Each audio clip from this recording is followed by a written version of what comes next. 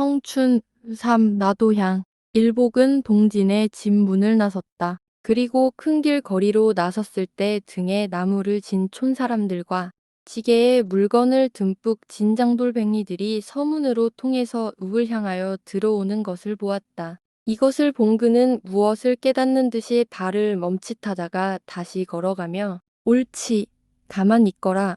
오늘이 며칠인가? 오늘이 장날이로구나. 오늘이 장날이야. 됐다. 됐어. 그러면 오늘 엄영록이가 이동진의 집에를 들어올 터이지. 그러면 내가 부탁한 말을 하렸다 하고서는 웬일인지 얼굴이 시커멓고 상투 꼬부랭이에 땀내 나는 옷을 입은 촌사람 장돌뱅이들이 만나는 족족. 방가와 손목을 붙잡고 인사를 하고 싶었다. 그리고는 엄영록은 양순의 오라비였다. 저렇게 저 사람들처럼 생긴 촌사람이었다. 그리고 나는 은행원. 제가 나를 매부를 삼기만 하면 해로울 것은 없지. 사람의 마음이라 알 수 없지만은 제가 나를 매부를 삼아 보아라. 제 등이 으쓱하여질 터이지. 일복 앞에는 새로 뜨는 아침볕이 금색으로 번득거려 새날의 기쁜 소식을 전하여주는 고마운 전령사의 사람 좋은 웃음같이 그의 마음을 즐거움으로 넘치게 하고 부드러운 봄바람이 산들산들한 길거리로 걸어가는 사람들은 모두 혼인잔치 구경 가는 사람들처럼 발자취가 가벼웁고 기꺼운 농담이 입 가장자리에 어린 듯하다. 그에게는 어린애가 촛불을 잡으려는 듯한 환희와 기대가 있었다. 앞길이 밝고도 붉으며 신묘하고도 즐거운 희망의 서색이 그를 끝없는 장래까지 끌고 가는 듯하였다. 그러나 어린애가 다만 그 욱전의 휘황한 촛불의 빛만 보고 그 뜨거운 것은 알지 못하는 것과 같이 일복도 또한 자기 앞길에 전개되는 광채나게 즐거운 것만 볼 줄 알았지. 그 외에 그 광채 속에 가리어 있는 그 어떤 쓰림과 그 어떤 아픔이 있을 것을 알지 못하였다. 그가 은행 문을 들어서기는 9시가 15분을 지난 뒤였다. 앞서 은행원들은 장부들도 뒤적거리고 전표를 가지고 왔다 갔다 하기도 했다. 일복은 모자를 버섯 걸고 자기 사무상으로 나아가려 할 때 다른 행원 두엇이 자기를 돌아다보고서는 냉정한 눈으로 다만 묵시하고서는 하나는 저쪽 집에 인실 모퉁이를 돌아가 버리고 한 사람은 자기 상에 돌아앉아 전표에 도장을 찍을 뿐이다. 그는 일부러 당좌의 금계에 있는 행원에게 가까이 가서 심심풀리로 말을 붙여보려 하였다. 오늘은 어째 이르구려. 어제는 아마 마사지를 아는 모양이구려. 술 잘 먹는 당좌의 금계는 비축하면서 그 전 같으면 걸걸 웃고 말 이를 오늘은 어째 유난히 냉정한 태도에 침착한 어조로 내가 술 잘 먹는 것을 언제 보셨든가요? 하고서는 장부를 이것저것 꺼내 들고서 쓸데없이 뒤적거린다. 이 말을 들은 일복의 마음은 불쾌하였다. 더구나 보셨든가요? 아주 싫었다. 정 같으면 보셨소 하든지 보았다 할 것을 오늘에 하나여 보셨든가요? 경어를 쓰며 그의 표정이 너무 사무적인데 일복은 불쾌하지 않을 수가 없었다. 그리고 말 한마디를 정다웁게 꺼냈다가 도리어 불의와 분해에 존경을 받고 보니 도리어 그는 치욕을 받은 것 같고 멸시를 당한 것 같았다. 그래서 입이 멍멍하여지며 공연히 얼굴이 화탓하여졌다. 그러나 그대로 돌아설 것도 없어. 아니요. 보았다는 것이 아니라 본래 유명하시니까 말씀해요. 무엇이 유명해요? 나는 그런 불명예스러운 유명은 원치 않아요. 일복은 기가 막혀 한참이나 아무 말이 없다가 그렇게 말씀할 것은 없지요. 그리고 그렇게 불명예 될 것은 없을 듯한데요. 일복 씨는 그것을 불명예로 생각지 않으시는지는 알 수 없으나 저는 아주 얼굴 붉어지는 불명예로 알아요. 그리고 저는 언제든지 자기로 말미암아 남에게 불행을 끼치기를 원치 않으므로 이제부터는 술을 끊으려 합니다. 술 먹는 것으로 남에게 불행을 끼치게 할 것이 무엇입니까? 당좌에는 흥하고 한번 기막힌 듯이 웃더니 그 말 대답을 하지도 않고 사람이란 불쌍한 것이지요. 자기 때문에 생명을 잃은 사람이 있는 것을 알지 못하고 안연한 태도로 하늘과 땅 사이에 서 있는 것은 일복은 속으로 이 사람이 미쳤나 하였다. 그래서 그게 무슨 말씀이에요? 하려 할 때 누가 소절수 하나를 들이밀므로 그는 그 소절수 들이민 사람의 얼굴 한번 보고 그것을 받는 당좌계를 한번 쳐다보고서는 남의 일에 방해가 될까 하여 이쪽 자기 사무상으로 왔다. 일복이 자기 사무상으로 가는 뒷그림자를 보는 당좌계는 현금 출납계를 건너다보며 일복을 향하여 입을 삐죽하더니 빙긋 웃었다. 출납계원도 거기서 따라 웃었다. 일복을 보고서 말 한마디 하는 사람이 없었다. 그리고 전표를 옮기는 하인까지 경멸이 여기는 태도와 또는 가까이 하기에도 무서운 눈으로 일복을 대한다. 그리고 여기저기 자기 일을 보고 앉았는 여러 사람들은 약속한 듯이 말이 없고 은행 안은 근지러운 듯이 적적하여 때때로 문 닫히는 소리와 스탬프 찍는 소리가 가라앉은 신경을 놀라웁게 자극할 뿐이다. 일복은 자기의 장부를 폈다. 그러고서 주판을 골라놓고 한 줄기 숫자를 차례로 놓아 본 뒤에 다시 다른 장부를 피려 하다가 다시 접어놓고 혼자 멀거니 앉아 유리창으로 바깥을 내다보고 앉았으려니까 또다시 자기 눈에 보이는 것은 양순이며 또는 오늘 그의 오라비와 이동진 사이에 체결될 연담이 성공되리라는 믿음이 공연히 침울하던 마음을 양기 있게 흥분시켜 당장에 자기가 하늘로 올라갈 듯이 기쁜 생각이 나는 동시에 아까 당좌임금께에게 받은 밥 모욕의 핀잔이 지금 와서는 자기의 행복을 장식하는 한 개 쇠목같이 밖에 생각되지 않아 혼자 빙긋 웃었다. 11시가 되어도 지배인은 들어오지 않았다. 일복은 지배인 실을 돌아다보고 지배인이 들어오지 않음에 얼마간 이상히 여기는 생각이 났다. 그리고 여태까지 알지를 못하였더니 모든 사물을 다른 사람들은 지배인을 거치지 않고 그대로 처리하는 것을 그때야 발견하였다. 지배인에게 인을 찍어 받아야 수리될 전표는 그대로 그 다음 개로 돌아가 거기서 임시 처리가 되고 지배인의 승낙을 받아야 할 만한 일은 내일로 연기가 된다. 그것을 본 일복은 오늘 지배인이 들어오지 않은 것은 반드시 무슨 긴급한 일이 생기었으며 또는 다른 사람들은 그것을 아는구나 하였다. 오늘 지배인 어른은 안 오셨니? 하고 물었다. 다른 사람이 자기에 대하여 태도가 냉정한 듯함으로 하는 수 없이 만만한 하인을 부릅니다. 하인은 다만 네, 안 들어오셨어요. 오늘은 못 들어오신다나 보아요. 무슨 일에 계신지요? 하고서 일종 연민이 여기는 눈으로 일복을 보다가 저쪽에서 자기를 부름으로 그리로 가버렸다. 조금 있다가 지배인의 지파인 하나가 은행문에 들어섰다. 유일복 씨 계세요. 하는 하인의 말을 수부에 앉았던 행원이 듣고서 조소하듯이 싱긋 웃더니 얼굴짓을 하여 일복을 가리킨다. 하인의 목소리를 들은 일복은 서슴지 않고 벌떡 일어서며 왜 그러나 하였다. 하인도 일복을 조금 경멸히 여기는 듯이 시원치 않은 말씨로 댁에서 잠깐만 오시라고요. 즉 지배인이 부른단 말이다. 나를 네, 왜? 하인은 조금 주저하다가 모르겠어요. 여기 일은 어떻게 하고 곧 오시라고 하시던걸요. 퍽 급한 일이 있는가 봐요. 일복은 공연히 의심이 난다. 어제 저녁에 정의가 다녀갔는데 오늘 지배인이 은행에도 들어오지 않고 또 은행 사무 시간에 당장 오라는 것은 어떻든 좋은 일이 아닌 것을 예감하였다. 가지. 먼저 가게. 아니요. 같이 가세요. 하인은 구인장을 가진 형사나 순사 모양으로 의기양양하고 또는 엄격한 빛을 띠고 그 자리에 서 있다. 그러나 일복은 먼저 가 하고 조금 무례를 책하는 듯이 하인을 흘겨보았다. 그러나 하인은 더욱 꿋꿋한 태도로서 같이 가셔야 합니다. 같이 모시고 오라 하셨어요. 일복은 하는 수 없이 모자를 쓰고 여러 사람에게 인사하고 문 밖으로 나왔다. 나가자 은행 속에서는 잡혀가는구나. 인제는 저도 이 은행하고는 하지길세. 하지만 제 잘못은 아니니까. 이 사람아, 그럼 누구 잘못인가? 사람이 인정이 있어야지. 그렇게까지 저를 생각하는 여자를 목숨까지 끊게 하였으니 그게 사람이 할 짓인가? 사람으로서는 너무 냉정한 짓을 하였으니 말 말게. 그 사람도 하고 싶어 했겠나? 다 저 좋아하는 사람이 있으니까 그랬지. 참 알 수 없어. 글쎄 주막집 계집애가 아무리 인물이 반반하다 하더라도 그래 자기 처지도 생각하고 장래도 생각해야지. 무엇 할 것 없이 죽은 사람만 불쌍하이. 그러나 저도 잘못이지.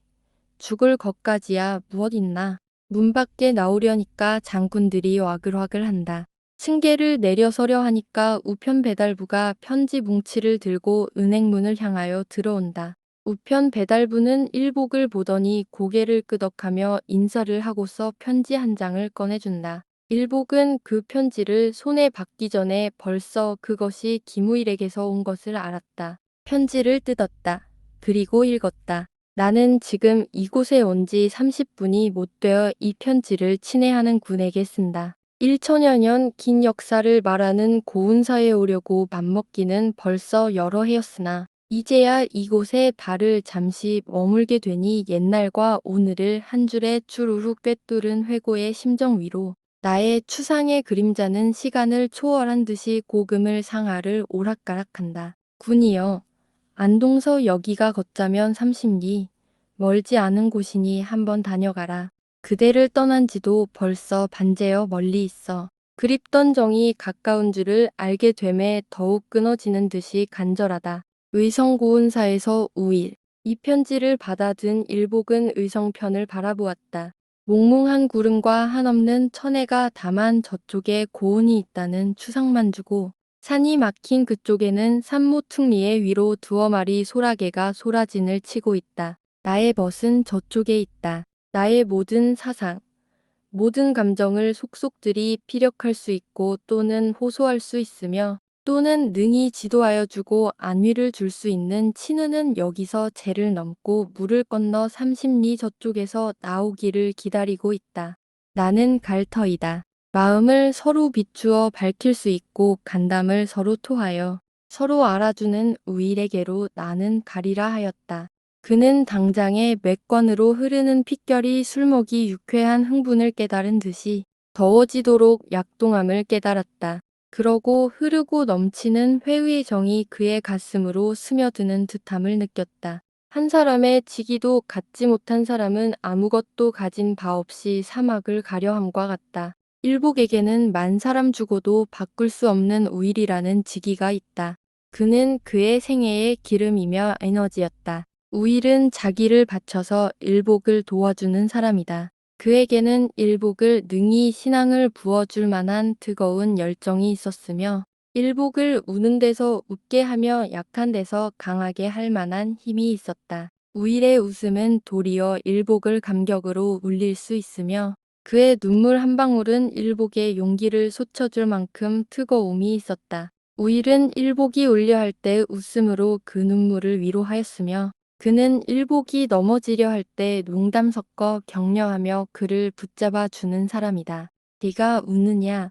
함께 울어주는 마음 약한 동정자가 아니라 울려거든 내 맘껏 울고 그 울음을 말았거든 다시 웃어라 하는 자였다. 너는 약함을 알고 비애를 알고 고통을 알아라. 그러나 그것은 강자가 되기 위하고 또는 환희를 얻기 위하고 또는 무한한 생의 위안을 얻기 위하여서 하라 하는 자였다. 남이 넘어지거든 그를 붙잡아라. 그리고 자기 등에 그 사람을 짊어지고 나아갈 만한 용자가 되라. 넘어진 사람을 위하여 함께 넘어져 같이 파멸되는 자가 되지 말라 하는 자였다. 진주 같은 눈물방울은 영원한 환희의 목을 장식하는 칠했거리요. 탕 비인 한숨의 울림은 무한한 안위의 반영인 신기루로밖에 생각지 않는 사람이었다.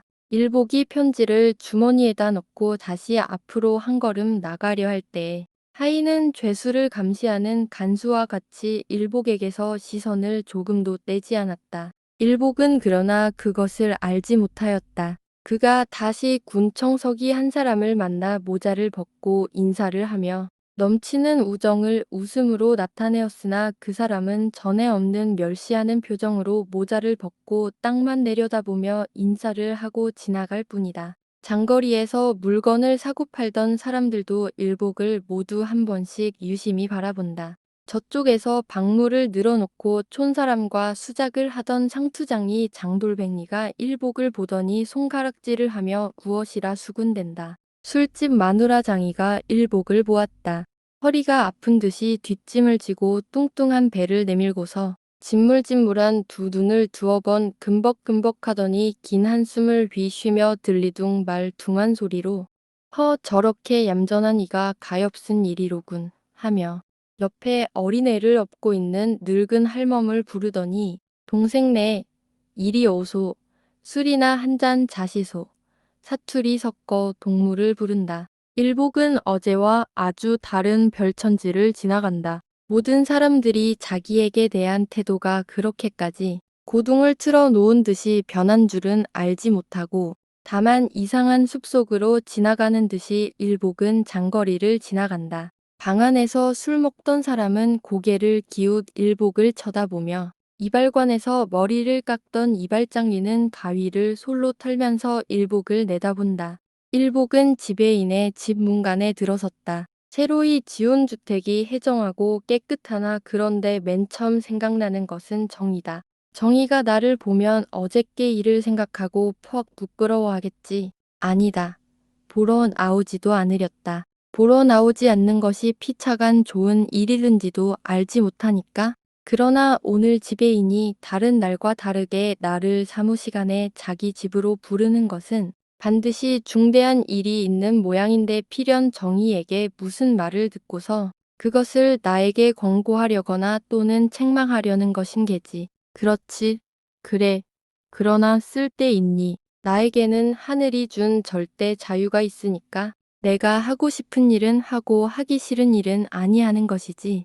일복은 마루 끝까지 갔다. 그전 같으면 문간까지 나오지 못하는 것을 한 알만치 자기 목소리만 들어도 반가워하던 지배인이 자기가 방문 가까이 와서 기침을 서너 번 하여도 소리가 없다. 그가 열어놓은 방을 흘낏 들여다볼 때 지배인은 그대로 자리에 누워 일복을 보고도 본체만 체한다. 어제까지 그렇게 인자하고 온정이 넘치었으나 저기와 노여움과 심각한 비애의 빛이 그 얼굴에 박혀 있다. 일복은 방 안에 들어서 예를 하였다. 그러나 지배인은 점잖은 사람의 예하는 투로 고개를 끄덕 아무 말이 없다. 그러나 그의 드러누운 태도로 패전한 장군이 적군의 하급 병조를 대하는 듯이 비소 중에는 한 있는 저기를 품은 듯하여다. 일복은 자리를 정하고 앉았다. 그러나 어쩐지 지배인의 태도가 너무 냉담하다 함보다도 결투장에서 늙은 원수에게 무리로 결투하기를 강청함을 받은 듯이 불안하여 못 견딜 지경이었다. 부르셨습니까? 하는 것이 맨 처음 불안을 누르고 나오는 일복의 목소리다. 지배인은 다만 들릴 듯 말 듯한 한숨을 쉬어 긴장하였던 가슴을 내려앉히더니 어제 저녁에 정의가 자네에게 갔든가. 일복은 속으로 그렇지 그래 그 까닭이지 하면서도 부끄러운 생각이 나는 중에 얼굴이 잠깐 붉어져 수줍은 생각이 나면서도 공연히 사람을 부끄럽게 하여 준 정의가 원망스러웠다. 그러나 예 하고 정직하게 대답하였다. 그러면 몇 시에 왔냐? 자세히는 모르겠으나 2시는 된 듯합니다. 2시 한번 다시 묻더니 혼자 왔는가? 네. 자네는 정의를 아내로 생각하는가? 일복은 아무 대답이 없다. 일복은 아무 대답이 없다. 왜 대답이 없어? 그것을 왜 저에게 거푸 물으십니까? 글쎄 거기에 대답을 해달란 말야. 저는 아무 대답도 할 수가 없어요. 그것은 어째서? 정의는 저에게 아무 관계가 없는 사람이니까요. 지배인은 멀거니 무엇을 탄식하는 듯이 한참 있더니 그러면 자네 내 말 한마디 들어주려나. 무슨 말씀입니까? 지배인은 벌떡 일어나서 바로 앉더니 만일 세상에 어떤 사람으로 인하여 그 어떤 사람이 목숨을 끊는다 하면 도덕상으로 보아서 그 어떤 사람은 책임을 갖게 되겠지. 물론 그거야 형편에 따라서 다르겠지요. 형편에 따라서 다르다니 형편이란 어떤 것 말인가. 즉 말씀하면 어떤 남성과 여성이 있어 그 여성이나 남성이 그 어떤 남성이나 여성을 혼자 사랑하다가 저편에서 뜻을 받아주지 않는 편에는 책임이 없다는 말씀이에요. 이때 안방 쪽에서 여자의 울음소리가 들리기 시작하였다. 바늘로 찌르는 듯하고 날카로운 칼로 저미는 듯한 여성의 울음소리가 따뜻한 햇볕이 죄어드는 앞마당을 지나 일복의 귓속으로 원한 있는 듯이 들려든다. 그리고 조있게 뽑아내는 애처로운 소리가 일복의 가슴 위로 살금살금 기어드는 것이 천연산발한 처녀가 덤비어 돌아다니는 듯하다. 일복은 가슴이 공연히 내려앉았다. 지배인이 나를 불러다가 정이 말을 묻고서 또는 어떤 사람으로 인하여 그 어떤 사람이 목숨을 끊는다 하면 도덕상으로 보아서 그 어떤 사람이 책임을 지지 하는 말을 물은 것을 생각하면서 안에서 곡성이 나는 것을 들음에 반드시 곡절이 있는 일인가 보다 하였다. 그러고서 자기가 거기에 대답한 말이 생각날 때 내가 대답은 그렇게 하였지만 만일 그 경우를 당장 내가 당하고 있으면 참으로 그 책임을 면할 수가 있을까? 울음소리는 일복을 소스라치고 소름이 끼치게 한다. 그리고 저 울음소리가 마녀의 호치맛자라이 흩날리는 것 같이 훼손하는 저 방안 아랫목에는 청백하게 식은 정희의 시체가 놓여 있지나 아니한가? 그리고 그 정희의 죽음이 이를 악물고서 나를 영원히 원망하지 않는가? 그의 추상이 너무 불명하고 막연하게 자기 눈앞에 보일 때 그는 모든 의식에서 뛰어나 정말 정희가 죽었고 정말 정희의 호칩을 덮은 송장이 저 어머니의 우는 방 아랫목에 놓여 있는 것을 믿었다. 지배인은 안에서 울음소리 나는 것을 듣더니 북받쳐 올라오는 비애를 못 견디는 듯이 힘있고 떨리는 목소리로 일복군 하고서 한참이나 천장을 쳐다보더니 사나이 얼굴에 금치 못하여 흐르는 뜨거운 눈물 방울이 두 뺨에 괴며 저 울음소리가 무슨 소리인지 자네는 아는가? 일복도 고개를 숙이었다. 옹방하는 순례자의 경건한 묵도를 올리는 듯한 엄숙하고도 신비한 침묵이 돌았다. 집에 있는 일복을 자기 자식 같이 끼어 안으며 일복 나의 딸 정희는 갔네. 영원히 갔네. 전능하신 하나님은 우리 딸을 불러가셨네.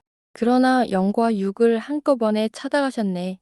아 일복군 내가 누구를 원망하고 누구를 허물하겠나. 그러나 간 사람의 고통과 비애를 나누어 차지할 사람이 남아있는 사람 가운데 한 사람도 없는 것을 나는 더욱 서러워한다. 일복의 가슴은 덜리었다. 어떻게 그렇게도 나의 추상이 맞았는가? 그러면 정의가 과연 나로 인하여 죽었는가? 일복은 지배인의 점잖은 눈물을 보고서 자기도 아니 울 수가 없었다. 그의 눈물이 한 방울 두 방울 방바닥에 떨어지는 소리가 더욱 그의 신경을 으스스하게 자극한다. 일복은 그때에 자기가 마음이 약한 자인 것을 다시 깨달았다. 그가 눈물 흘리며 자기를 힘있게 끼어안는 정희 아버지의 뜨거운 살이 자기 몸에 닿을 때 그는 웬일인지 죄지은 죄수가 의외의 특사를 받은 듯이 눈물 날 듯 한 감격을 당한 동시에 또는 자기가 짓지도 않은 죄가 있는 듯이 그 무엇인지 알지도 못하게 뉘우치는 생각이 났다. 일복군, 지배인의 목소리는 간언하는 정이 목에 메었다. 정의는 죽었으나 자네는 나의 사위지. 그것을 자네가 허락지 않는다 하더라도 나는 그렇게 인정할 터일세. 일복은 방바닥에 엎드러졌다. 그리고 눈을 감고 엎드린 방바닥 및 암흑 속에는 정의가 있다.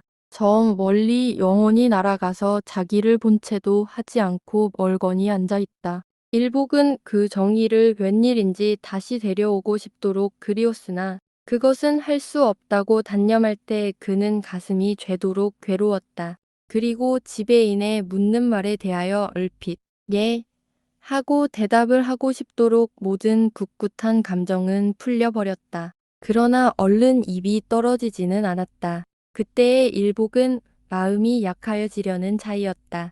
그러다가 다시 그가 지배인의 얼굴을 쳐다보려고 고개를 들 때 여전한 햇빛, 여전한 현실이 그의 눈과 코와 눈과 귀와 또는 피부에 닿을 때 그는 다시 풀렸던 감정이 다시 뭉치며 두 손을 단단히 쥐고 전신에 힘을 주었다.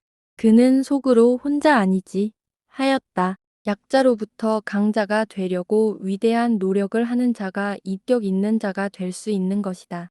그는 눈물을 씻었다. 어린애 꾸지람 들을까 겁하연 암몰래 씻는 듯이 눈물을 씻고 시치미를 떼는 듯이 얼굴빛을 고치고 바로 앉았다. 그리고 또 생각하기를 나의 입아 네가 나를 죄짓게 마라 하였다. 그리고 그의 심장을 속마음으로 가라앉으면 어는 상함을 받은 염통이 되지 마라. 보기에도 지긋지긋한 푸르딩딩하게 상흔이 있는 마음이 되지 마라. 그리고 영원히 새 피가 돌고 뜨거운 피가 밀물 일듯 용솟음치는 심장이 되라. 깨끗한 심장이 되라 하였다. 눈물에 지는 자가 되지 마라. 자기의 영을 비애라는 여울에 던지는 자가 되지 마라. 탄식이란 폭풍우에 날려보내지 마라. 강한 자야지만 완전한 사랑도 할 수 있나니라. 일복은 벌떡 일어서며 운명은 우리를 무관해하라는 경지로 인도하였습니다. 운명은 진리를 말하는 대변자입니다. 운명처럼 정직한 가치표는 없습니다. 우리는 입이나 또는 형식으로서 그 가치표를 뜯어고칠 수는 없습니다. 집에 돌아온 일복은 쓸쓸히 빈 방에 혼자 누웠었다. 그러나 누르는 듯한 공포가 가끔 공중에서 자기 가슴을 누르는 듯할 때 그는 다시 벌떡 일어나 앉았다. 아, 그 책임은 내가 가져야 할 것이지. 혼자 중얼거리는 그에게는 온방 안이 자기 몸에 피가 때때로 타는 듯이 고조로 긴장할 때마다 암흑하게 눈에 비친다. 그가 죽은 것이 과연 나의 잘못으로 인함일까? 한참 있다가 다시 멀리 보이는 강물을 실없이 내다보다가 그가 정말 나로 인하여 죽었다 하자. 그러면 그것은 무엇을 가지고서 나에게 그 책임을 질 만한 증거를 내세울 수가 있는가? 그는 다시 초조한 감정을 내려앉히고서 아주 침착하고 냉정한 생각으로 그것을 순서 있고 조리 있게 해석하기 시작하였다. 일개 여성의 생명, 더구나 꽃 같은 청춘 여자의 끔찍한 생명, 인생의 무한한 생의 관맥 중의 하나인 정의의 생명, 그 생명은 나의 이 생명과 조금도 다름없이 두 번 얻기 어렵게 귀한 생명이다. 그러면 그와 같은 생명을 자기의 손으로 자기의 똑똑한 의식으로 사회 선언을 하고 또한 자기 자신으로서 그것을 집행한 그 생명 소유자의 고통, 그것은 얼마나 정 있는 자의 동정을 받을 만하였을까? 그 동정할 만한 고통의 동기가 나에게 있다 하면 다른 몇만 사람의 동정보다 더욱 많은 동정을 정의에게 부어주어야 할 것이다. 그러고 보자.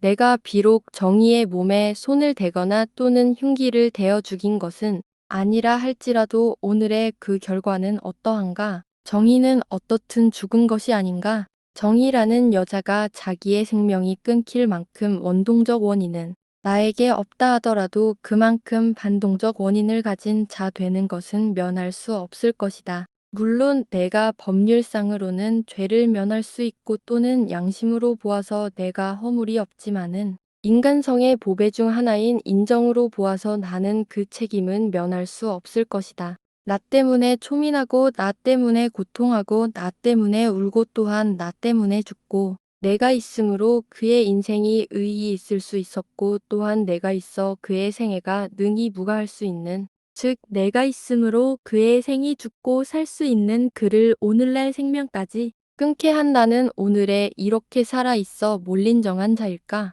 자기의 생명을 귀중히 알면은 또한 남의 것도 그렇게 알아야 할 것이다. 그는 새로이 따가운 인정이 그의 전신을 따뜻하게 싸고 돌기 시작하였다. 그리고서 그전에는 그렇게까지 보기도 싫어하던 정의의 모든 것을 다시 불러내어 한 번 더 생각하고 한 번 더 만나보고 싶도록 그리운 생각이 나기 시작하였다. 그는 최근에 그를 보던 때와 또는 최초의 그를 만나던 때를 번개같이 머릿속에서 중동을 끊어 영사하는 활동사진 필름같이 보았다. 그리고 어제 저녁 자기 앞에서 흘린 눈물방울이 떨어진 방바닥을 한 손바닥으로 쓰다듬어 보고 또는 어저께 정의가 신버서 놓았던 마루 끝을 여전히 그 신이 있는 듯이 내려다보았다. 그리고 어제 저녁에 이 방문을 정의가 나갈 적에 나의 이 손이 한 번만 붙잡았더라면 오늘 그가 그대로 이 세상에 더구난 아예 가까운 안동읍에 살아 있을걸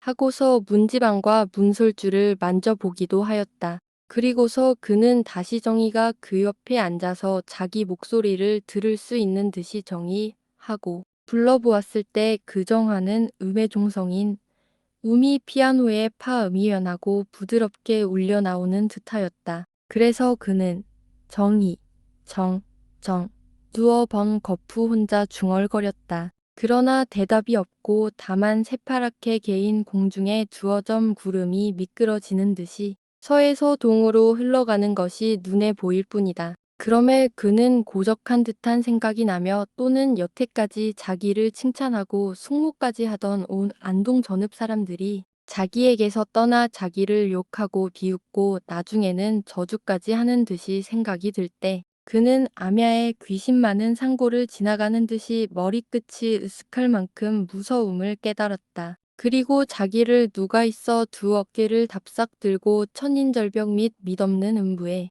내려던지려고 지금 그 위에 번쩍 들고 있어 대롱대롱 매달린 듯하다. 그는 그러나 그 무서움 속에서도 억울함이 있었다. 몸이 떨리는 중에서도 그 비를 반발하고 자기의 시를 호소할 만한 정의를 주제하는 이를 쳐다보고 싶었다. 그가 자신의 몸에서 우러나오는 두려움과 자기의 마음에서 쏟아오르는 덜림을 어떻게 무엇으로든지 이길 것을 찾으려 애썼다. 그는 방에 들어앉은 것이 지옥에 들어앉은 듯하였다. 그래서 그 지옥을 벗어나기 위하여 밖으로 나왔다. 밖에 심은 푸성귀 양내, 저쪽 우물에서 물 끼러 올리는 두레박에서 흐르는 물방울, 먼 산에서 바람에 춤추는 허리 굽은 장송, 빨래하는 못 속에 비친 촌녀의 불껑 저고리, 검은 치마. 그는 지옥에서 나왔다. 그러나 료열과 환락이 흐르는 천당에는 들지 못하였다. 태우는 모략에 혼을 사르고 피우는 볼삼에 영을 취케하는 듯한 몽중에 들지는 못하였으나 배암의 혀끝에서 흐르는 듯한 독액을 빠는 듯하고 삼척 긴 칼끝에 묻은 독약을 피솟는 가슴에 받은 듯한 고통은 잊었다. 그는 발을 정처 없이 옮겨 놓았다. 그러나 가고 싶은 곳은 없고 오라고 하는 곳도 없었다. 새로운 공기와 향기로운 풀내음새가 저으기 초반에 타는 듯한 가슴을 문질러 줄 뿐이다. 어찌할꼬 내가 책임을 진다 하면 어떻게 해야 할 것인가? 책임을 진다고 죽은 사람을 다시 살릴 능력이 없는 사람으로서는 그것을 단념하는 수밖에 없거니와 그렇지 않고는 무슨 다른 도리가 있을까? 그러면 정의가 나로 인하여 죽었으니 나도 또한 정의를 위하여 죽을까? 그것을 생각한 일복은 혼자 껄껄 웃으며 죽는다니 어리석은 일이지. 내가 생에 대한 집력이 강해서 그럴 것이 아니라 그렇게 어리석은 희생자는 되기 싫어. 그러면 도 무엇이냐? 나를 사랑하여, 즉 사랑을 위하여. 자기의 몸을 바친 정의를 위하여서는 나는 사랑을 바치는 것밖에는 없지. 그렇지.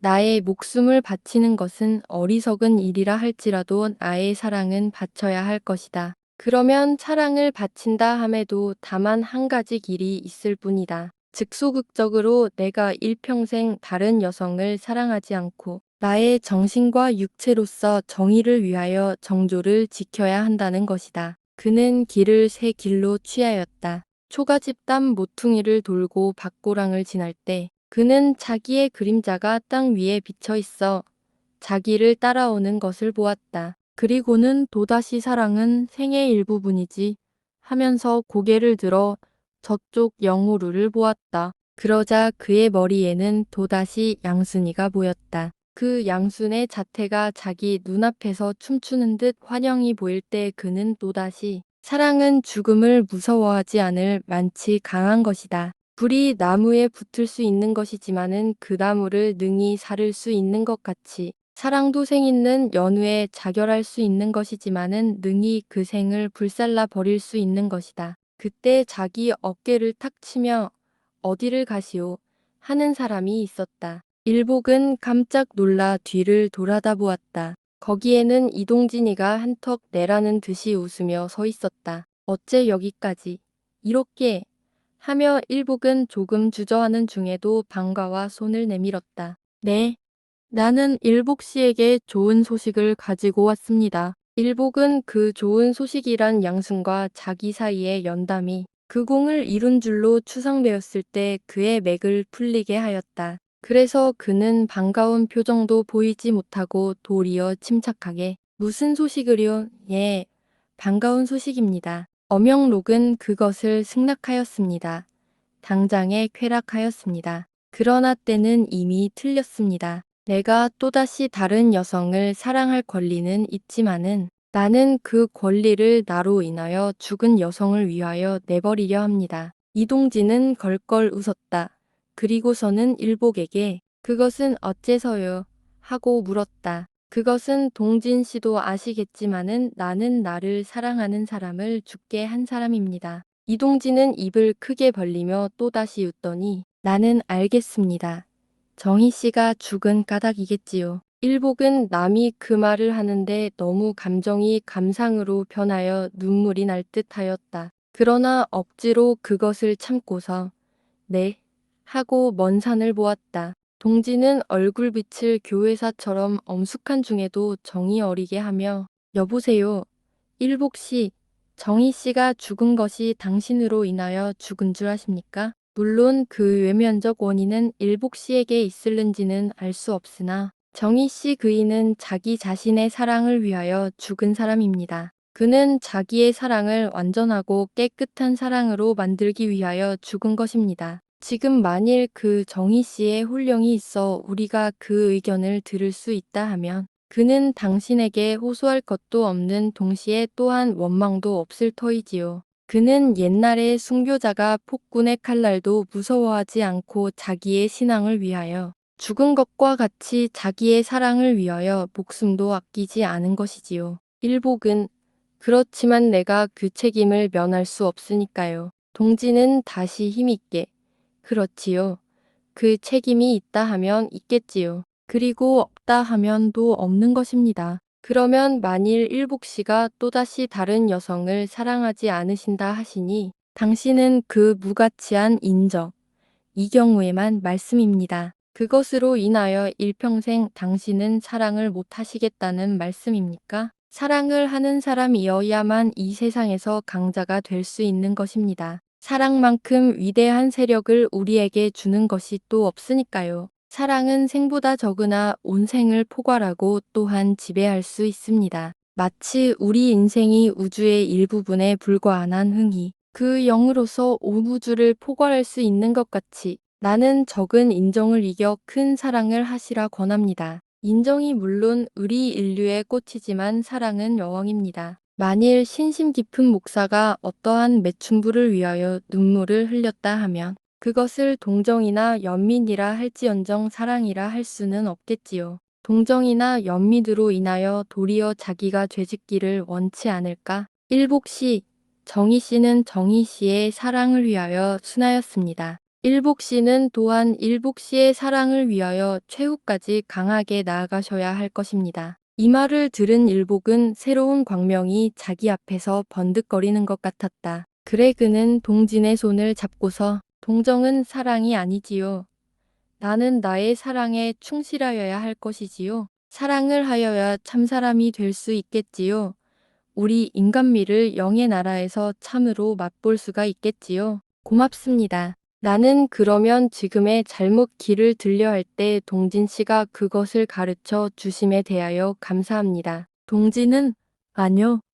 천만의 말씀을 하십니다. 그러나 어떻든 나는 당신의 장래할 행복이 영원하기를 빕니다. 오늘 엄영록은 당신에게 행복의 문을 열어 놓았습니다.